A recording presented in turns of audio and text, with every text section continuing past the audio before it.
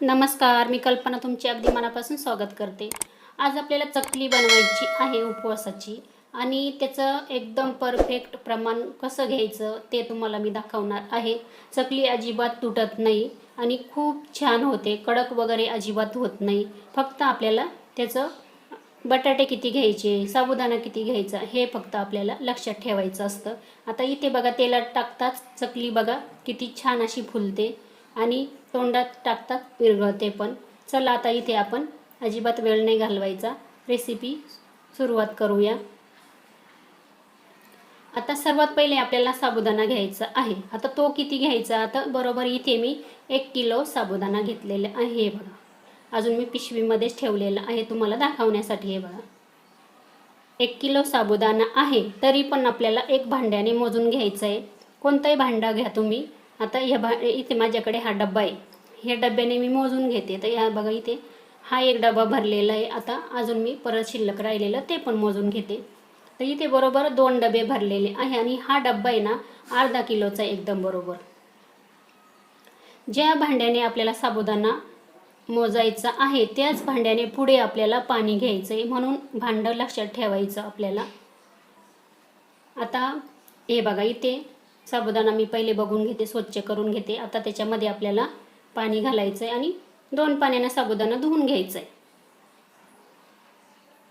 साबुदाणा घेताना थोडासा चांगला म्हणजे चांगल्या क्वालिटीचा घ्यायचा, कारण का कसं काय वेळेस असा नुसता असं रवळ रवळ असतो तर तो साबुदाणा एकदम असा व्यवस्थित नसतो आणि आतमध्ये पण भिजत नाही काही वेळेस। आता याच्यामध्ये पाणी घालायचं आहे आणि पाणी साबुदाण्याच्या वरती बरोबर 1 इंच पाणी राहील इतकं पाणी घालायचं। हे बघा तुम्हाला मी बोट घालून दाखवते। हे बघा इतकं पाणी वरती राहिलं पाहिजे, म्हणजे आपला साबुदाणा एकदम परफेक्ट असा भिजला जातो। आता आपण रात्रभर झाकून ठेवू। आता आपण इथे बघा सकाळी बघूया। हे बघा सकाळ झालेली आहे आणि साबुदाणा पण छान असा फुललेला आहे। साबुदाण्यामध्ये जास्त पाणी पण राहिलं नाही पाहिजे आणि साबुदाणा छान असा भिजला पण पाहिजे आणि मोकळा पण झाला पाहिजे। हे बघा खूप छान झालेला आहे। आपण आता छान तो मोकळा करून घेऊ पहिले। आता आपण बघा ज्या डब्याने साबुदाणा मोजून घेतला त्याच डब्याने आपल्याला पाणी घ्यायचं आहे। तुम्ही वाटी जर घेतली तर वाटीचंच प्रमाण घ्यायचं आहे। आता इथे बघा मी मोठा एक टोप घेतलेला आहे, त्याच्यामध्ये आता हा साबुदाणा पहिले घालून घेते। आता साबुदाणा ह्या टोपामध्ये घातल्यानंतर बघा ज्या डब्याने मी साबुदाणा मोजला त्याच डब्याने 1 डब्बा पाणी मी गरम करून घेतलेलं आहे। हे बघा हे गरम पाणी आपल्याला आता साबुदाण्याच्या वरती सर्व बाजूने या पद्धतीने असं टाकून घ्यायचं आहे। आता आपला साबुदाणा शिजवायचा आहे। आता तो कसा शिजवायचा, आता इथे बघा मी गॅसवरती एक तवा ठेवलेला आहे। आता इथे तवा छान असा पहिले गरम करून घेतला, गॅस आता मी एकदम मीडियम केलेला आहे। आता तव्याच्या वरती आपल्याला हे टोप ठेवून द्यायचं आहे। आता आपल्याला इथे 15 मिनिटं मधून मधून आपल्याला बघायचं आहे आणि खाली वर करायचं आहे। आता 1 किलो साबुदाण्यासाठी इथे मी 2 किलो बटाटे उकडून घेतलेले आहे। आता इथे बटाटे उकडताना आपल्याला खूप लक्षात ठेवायचं आहे की बटाटा आपला अजिबात शिजला नाही गेला पाहिजे। जास्त बटाटा शिजला तर आपली चकली बिघडते। आपल्याला बटाटा फक्त 70 ते 80% शिजवायचा आहे।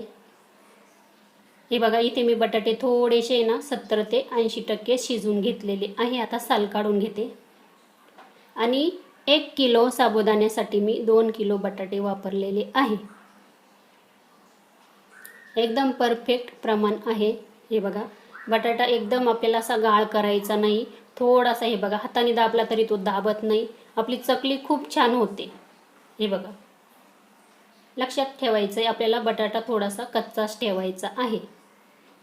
आता इथे बघा एक बटाटा मी किसून घेते। हे बघा मध्ये थोडासा कच्चाच आहे आणि असंच ठेवायचं आहे।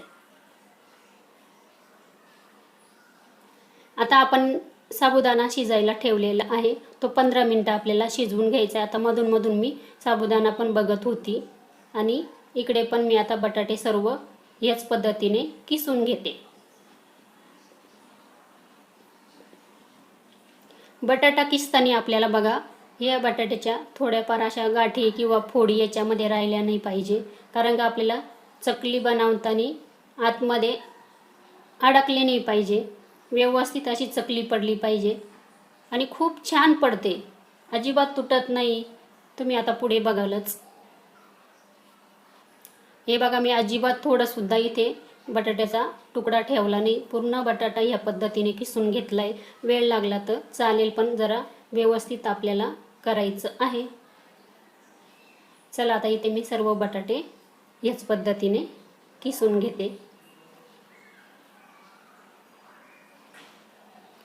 आता इथे बघा आपला साबुदाणा पण छान शिजलेला आहे आणि साबुदाणा एकदम असा आपला पारदर्शक दिसला पाहिजे। बघू शकता इथे आता तुम्हाला मी एकदम जवळून दाखवते, पण आपल्याला 2-3 मिनिटांनी साबुदाण्याकडे पण लक्ष द्यायचं, अजिबात खाली पातेल्याला लागत नाही। तुम्ही नक्की ह्या पद्धतीने करून बघा। हे बघा खूप छान दिसतोय, एकदम पांढरं शुभ्र झालेला आहे आणि शिजला पण आहे खूप छान। हे बघा आता मी काय केलं, थोडासा आहे ना माझा आज उपवास आहे त्याच्यामुळे थोडासा साबुदाणा मी याच्यातून काढून ठेवलेला आहे, तो पण दाखवते। हे बघा पहिला असा होता कच्चा आणि शिजवल्यानंतर बघा तो कसा झालेला आहे, आपल्याला असा शिजवायचा आहे। हे बघा बघू शकता तुम्ही। आता आपण काय करू, आता याच्यामध्ये आपल्याला मीठ घालून घ्यायचं आहे। हे बघा किती फरक पडलेला आहे दोन्हींमध्ये। आता इथे गरमच आहे, मी दुसऱ्या भांड्यामध्ये काढून घेतलेलं आहे, कारण का आपल्याला आता हे बघा पहिले तुम्हाला पातेलं दाखवते, अजिबात पातेलं जळत नाही। 15 मिनिटं मी अगदी तव्यावरती ठेवलेलं होतं हे, त्याच्यामुळे आता जो 2 किलो बटाटा किसून घेतलेला आहे तो याच्यामध्ये घातलेला आहे। आता इथे अजून साबुदाणा गरमच आहे, आपल्याला मीठ घालून घ्यायचं आहे। आता इथे मी चिली फ्लेक्स घालणार आहे। आता माझ्याकडे बऱ्याचशा अशा सुक्या मिरच्या आहे आणि मी त्या मिक्सरला छान अशा बारीक करून घेतलेल्या आहे। आता 1-1.5 चमचा घालणार आहे, कारण का ह्या मिरच्या तिखट आहे। आपल्याला आता वाळवणीचा पदार्थ कोणताही करताना त्याच्यामध्ये मीठ थोडंसं कमी घालायचं, नाही तर आपलं सुकल्यानंतर ते खारट लागतात। आता इथे गरम आहे अजून, तोपर्यंत मी असं हातानेच म्हणजे चमच्यानेच आपल्याला मिक्स करायचं आहे, हात लावायचा नाही, गरम आहे ते। आणि इथे बघा आपल्याला सर्व मिक्स करून घ्यायचं आहे, दुसऱ्या भांड्यामध्ये मी ओतून घेतलेलं आहे। आता इथे बघा थोडंसं थंड झालेलं आहे, म्हणजे मी हात लावू शकते। आता आपल्याला छान एकजीव करून घ्यायचं आहे, हे खूप महत्त्वाचं आहे। हे बघा इथे आता या पद्धतीने मिक्स करून घ्यायचं आहे हाताने।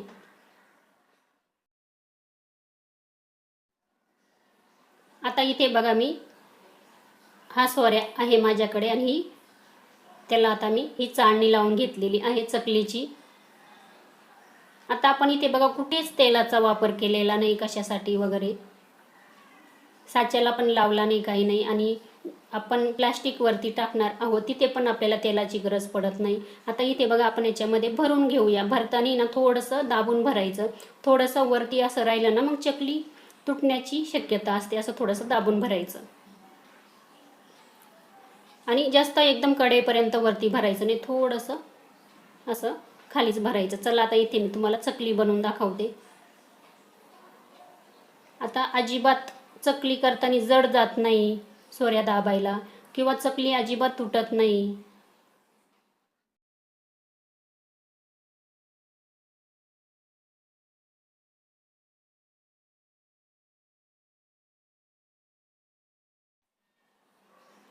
हे बघा चकली करताना ना आपल्याला बघा या पद्धतीची अशी करायची आहे आणि ते जिथून आपण तोडतो ना ते त्यालाच असं जॉईंट करून द्यायचं आहे, म्हणजे चिपकून द्यायचं आहे, म्हणजे ते असं मोकळं राहत नाही। हे बघा इथं परत करून दाखवते। हे बघा कोणत्याही पद्धतीची तुम्ही चकली करा अजिबात तुटत नाही, खूप छान पद्धतीने इथे आपण साबुदाणा शिजवलेला आहे। बघा 2 दिवस मी कडकडीत असं उन्हामध्ये चकल्या वाळवून घेतलेल्या आहे। चला आता आपण तळून बघूया।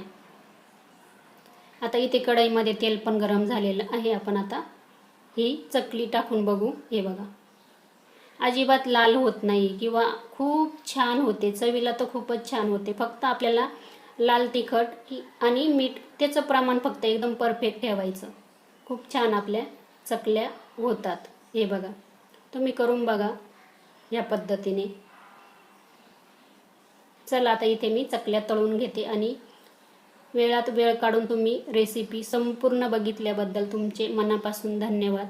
आता भेटूया आपण नवीन एक अशाच रेसिपीमध्ये. आता पुढची पण रेसिपी उपवासाचीच आपल्याला काहीतरी बनवायचं आहे. चला आता इथे आपण, आता तुम्हाला मी थोडीशी चकली इथे तोडून पण दाखवते. हे बघा, खूप छान पण कलर येतो. आता अजून थोड्याशा गरमच आहे, एकदमच थंड नाही झाले आहे.